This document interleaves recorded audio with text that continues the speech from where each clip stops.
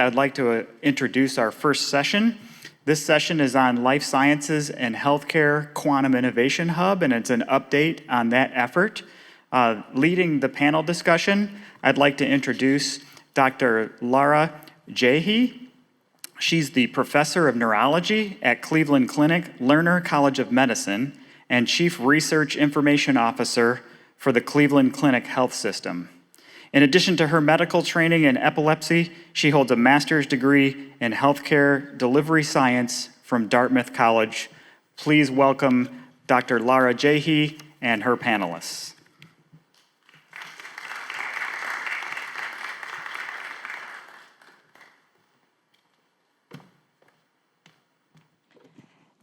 Thank you, Carl, and thank you all for taking the time to attend our session today. Hopefully, you will get an engaging and an informative update on what we've been doing in the life sciences space with quantum. I'd like to introduce my co-panelists. First, George Thomas, who is the Chief Innovation Officer for Connected DMV, and then Ebba Carbonnier, who's the director of the Swedish Quantum Life Sciences Hub. Please.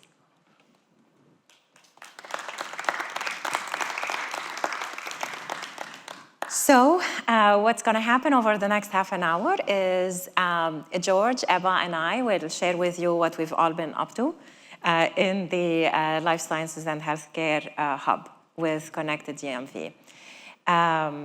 George will take us into a little bit of a deeper dive of what we mean by the hub and how we are envisioning it to be structured, what stakeholders we think would be involved in it. At a higher level, a bigger picture view, we feel, the reason, starting with the why is it that we have this hub? It's because life sciences and healthcare, just like any other big challenge that we have in our lives today, and where we are searching for solutions to many problems that we are all dealing with, is one that is not going to be solved by any one group by themselves, particularly when we are talking about an innovative technology like quantum technology. It is difficult enough to deal with healthcare and life sciences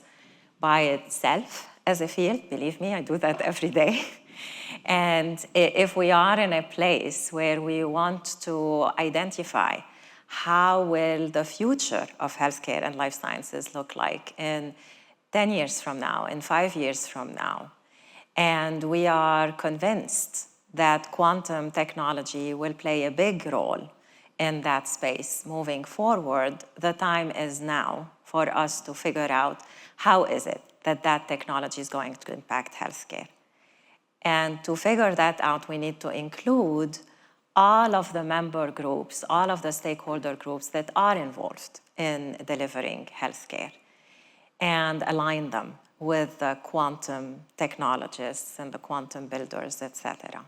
And this is our charge, and this is the invitation that we have for all of you. You'll hear more about it at the end, to join us in that journey, to figure out how that future is going to look like. I'll turn it over now to George. Thank you, Lara. So essentially, as Lara said, we started this discussion now nearly 2 years ago to try to think through when a sector is going to be at the receiving end of any new technology, and there's a number of them happening at the same time that are all kind of intertwined in many ways, whether it's technology from a hardware perspective like AI or high-performance computing, or technology from an engineering perspective like drone delivery, and any number of these things. They're all starting to get intertwined. But where the rub happens is the technologists are usually out there building technology for technology's sake, building technology to advance the fields that they are in, but the use cases of how they are applied becomes almost an afterthought in that process of creating value, either for their companies, research organizations, etc. So about 2 years ago, we started thinking about the application of quantum and quantum adjacent technologies, specifically for the healthcare and life sciences space. And the hub that you see, the bullets on screen, is a culmination of a lot of that thought in how does a user community and a buyer community come together to help influence the builder community of any particular thing, and how do you then kind of bring that closer together, so hopefully you can narrow the pathway to true commercializable and usable products in the space. So if you take any technology over the last 100-something years, on average, it takes about 20 years from proving it in a lab to it being commercializable, assuming a lot of other needles are threaded while that's going on. One of the examples I always like to use is electric vehicles. The first fleet of electric vehicles in the world was deployed in London in 1897, 1897. And it survived for about, it's called the Hummingbird taxi service. It survived for about 6 years. Perfect technology, worked very well, looked exactly like battery technology, looked like what we did. The reason the business did not survive was vulcanization of rubber was only invented in 1920s. So the tires kept breaking and the business was not viable. So, it's got nothing to do with EVs, it had to do with an adjacent technology that we do. So as we are looking at things like quantum, that's what, from a user and a buyer community perspective, we are really trying to force everybody as a community to think about is, what is the application? We have a set of tools, quantum being one. How do we combine them to make something happen? So the hub itself is, intended to be a collectivization of individual efforts. Lara's doing, Ebba's doing in their fields with their organizations, working with multiple technology partners. But how do we then de-risk that concept by coming together as the user-buyer community is kind of like at the fundamental scale of what we are trying to do. And how that kind of manifests itself is what we call stakeholder types. So when we look at any industry or a sector, in this case, quantum in life sciences, you have it in two buckets. It's the builders on one end, and the industry buyers and users at the other end. And I intentionally use the word buyers and users because sometimes they are the same, sometimes they are not the same. But they're very key stakeholders in what it is. So a lot of the work that we've been doing over the last year plus has been on the industry side with some quantum builders. But this, we had a workshop yesterday, and the reason for the workshop was to then invite the other 4 types of stakeholders into the discussion and the equation to figure out how do we create value across the board for all of the community to kind of build it together. And there's one more slide. This is a busy slide, but I'm just going to put it up there very briefly. From a long-term vision perspective, this is what we are kind of envisioning this would be. Again, I use the word long-term. It is, creating communities of practice, leading us down the path to be able to co-innovate and do projects jointly, creating a central place for knowledge sharing, which is always a critically deficient area when new technologies have been developed, because the natural tendency we have as humans and as companies and organizations is to kind of, this is mine, and it is so secretive because it is mine. So we're trying to kind of figure out how do we, keeping all those structures in place, allow for enough knowledge sharing that we can accelerate and scale the market. And finally, shared infrastructure capabilities. And this is a theme of everything you'll have seen at Quantum World Congress is not everybody needs to build everything and own everything. You can access and use other things from other people in some sort of a structured way to kind of bring everything together. So that's kind of like a long-term vision for where we want to get to after a lot of the thought process. Let me pass it back to Lara. Sure. Thank you, George. So what I'm going to show you now is an example. I know we said many things that seem hypothetical. So I will give you now an example of how we are putting all these ideas into action using my healthcare system as an example. And then I'll turn it over to Ebba, who will speak about what she's doing. I'll start with healthcare because the end result is not to, for someone like me, my stakeholder group, the output that we want to see is better outcomes for our patients, better healthcare delivery. We care about making people's lives better. Quantum happens to be the tool that we are looking at to do that, but our starting point is not to make quantum technology commercializable. Our starting point is delivering healthcare. And that is what's driving us. You see on this slide our mission statement at my institution. You see our scale. We are a global entity. And I'm showing this only because I keep getting the question, so I figured I'll answer it ahead of time, is why would a healthcare system like Cleveland Clinic invest so heavily in quantum? So this is what I'm answering for you now.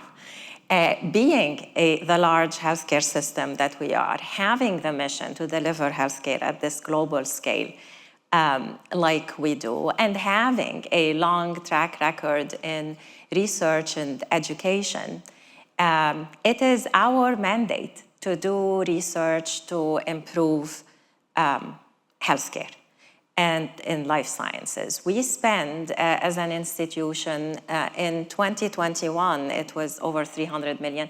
That has grown now over $400 million every year on research. We have a very robust education program in the medical space with trainees and medical students. So when we are committed to doing biomedical research at this scale, we have to do the best biomedical research that we can. And our challenge was that our research needs in the biomedical space were growing at a pace that was far more than what the current computational technology can offer. Our opportunity to do biomedical research was growing at a pace that was far more than what we were actually delivering. In the biological foundational research, for example, we do 200,000 surgical procedures every year. We draw blood from 8 million patients every year for clinical care, yet our researchers were struggling to find enough samples to do even the simplest research projects. The same can be said about data, the electronic health record data and other sources of data that we have. So we started on a journey to first build our assets for research, and that was by creating an enterprise-wide biorepository and streamlining our data structure so that we could then accelerate how research is done and then go into transformative partnerships that can help us make a difference in patients' lives. One of those transformative partnerships was with our local government, with the state of Ohio and Jobs Ohio, to co-invest $565 million over the next 10 years, starting from 2020, to create an innovation district in Cleveland that is anchored on biotechnology. To do that, we needed the best that technology can offer in the computational space. Artificial intelligence and machine learning are definitely a big piece of what we do, but this is what the whole world is doing too. Thinking ahead with that 5-10 year, even much longer lens, quantum computing became a must. And to meet the scale of what our vision was, we invested in creating a whole discovery program. Quantum is one piece of it. And that one piece is what you see over there, a 127 qubit quantum that is installed in the middle of our Lerner Research Institute, which houses 200 individual labs and 1,600 biomedical researchers that are all sitting right across the street from our hospital, where their discoveries can be translated into studies on patients. We didn't just buy a fancy machine. We organized teams around the quantum. We have now close to about 45 projects that we expect to fit in the pipeline. We have 34 active and more coming that have been organized around these 3 pillars that you see, with quantum simulation being one, quantum machine learning being the next, and then quantum optimization.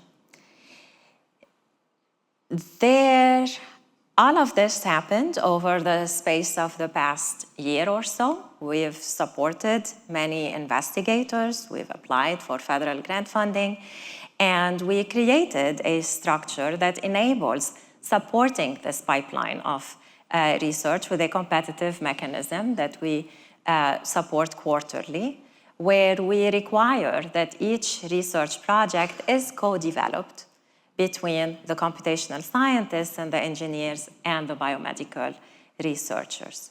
So we found ourselves naturally, in the 5 minutes I walked you from a healthcare system mandated to see patients to a point where we are requiring the research projects that are happening to be co-designed, co-developed between the engineering side and the medical side. And that's the work that we're doing. So now naturally, we are finding ourselves in a place where we don't want researchers to just work among each other. We want them to do things that will help people. So it was natural for us to partner with the hub, with Connected DMV, and reach out to the additional stakeholders in that ecosystem to make sure that that research makes sense and is useful. It was also important for us to work on education. So we partnered with our local schools and we created programs for K through 12 education around quantum. You see them here in front of our quantum, they love it. And then underneath, this is one of our postdocs working in our lab. He is teaching them, the high schoolers, about what quantum could do. Everybody, see, they're smiling. Those are real smiles. We didn't pay them. But everybody on that slide is happy. The postdoc is happy because he's proud about his research and he's passing it along. These students are happy because they see a future that they can work towards. And we want to grow. We started with 1 student in the first summer. We went up to 80 in the second summer. But that's not enough. We need to do more, and we need funding. We need support to do more. We partnered with our local schools. So that's an ecosystem, right, that's building. That's the academia. Their engineering students want to work on real projects with quantum. So it's not just this hypothetical thing in a classroom. They will be rotating and working with our researchers. We are getting funding. These are 2 grants that we secured. One of them is in partnership with a startup on algorithmic, looking at photoactive drugs using quantum. So you see that those examples that I sprinkled in here, with working with the schools, working with the government, with the local government to secure support, working with industry. IBM is our partner, for the quantum computer that we have, working with Connected DMV, and all these outreach efforts that we're doing that because they're essential for our survival. And you see people are working with us because they are saying that this is helping them accomplish their mission. And this I kept, even though this is a slide that was about the Cleveland Clinic Discovery Accelerator ecosystem, but I kept it because if you remember the slide that George showed about what we envision the hub ecosystem to be, it's very much the same. And everyone in this room can fit themselves under one of those buckets. And the same way how we are growing with what we're doing, we want to do that together. We all want quantum and life sciences to grow. Otherwise, why are you here? We would all be shopping or doing something outside. But we're all here because we want this to happen. So the hub is offering us that opportunity to work together. So what I shared is an example of how we're doing this, working together with Connected DMV in a healthcare system in the US. I'd like to turn it over now to Ebba so she can speak about her efforts and her work doing this globally in the Nordic countries. Thank you very much, Lara. Thank you very much, George, for having us here and creating this hub. It's very good for the other countries that we can meet here now in this Congress. So I work as a director for the Swedish Quantum Life Science Center, and we have also started a Nordic Quantum Life Science Roundtable, since this is very close to us, developing the quantum technologies and combining it with healthcare and life sciences. So some of the projects that we are working with is, for example, the protein folding, the optically pumped magnetometers on the sensing side, metagenomics and quantum microscopy and quantum spectroscopy. And just like Lara was mentioning here, the importance of keeping it very close to what can the, for example, spectroscopy and microscopy do? Well, we're talking about very high resolution tissue oxygenation in the heart, or higher resolution in the eye or on the brain, non-invasive techniques. So what we're doing here in the hub as well, that we have now created, is sharing these use cases to learn from each other. And we had the great visit at Cleveland Clinic, and starting really to get deep down to sharing knowledge about our use cases.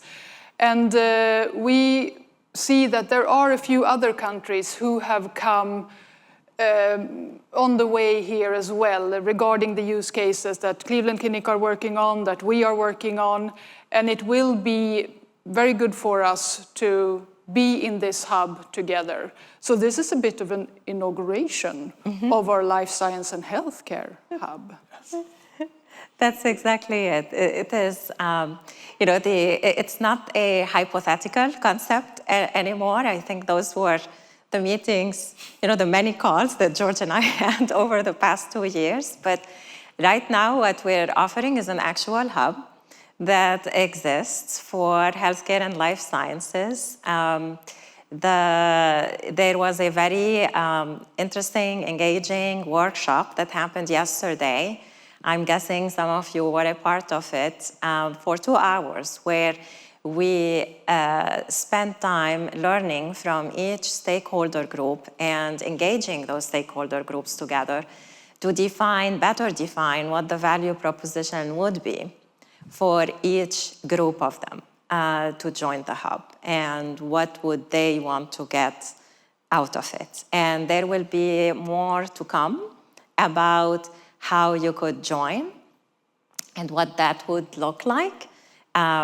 But this is our invitation to you now. If you are interested in joining this healthcare and life sciences hub, you saw examples of some of the activities that happen in it, then please reach out. And if you have any ideas of essential points that we missed with what we are considering while building it, also, please reach out to us. It takes a village. George? Yes, there's not too much I can add to what both Ebba and Lara have said. We are, I think, as a collective, very grateful that when this idea kind of came up, it did receive a lot of kind of very immediate positive feedback. I do want to point out that both Lara and Ebba and their organizations have invested a tremendous amount of money individually in trying to move the needle forward.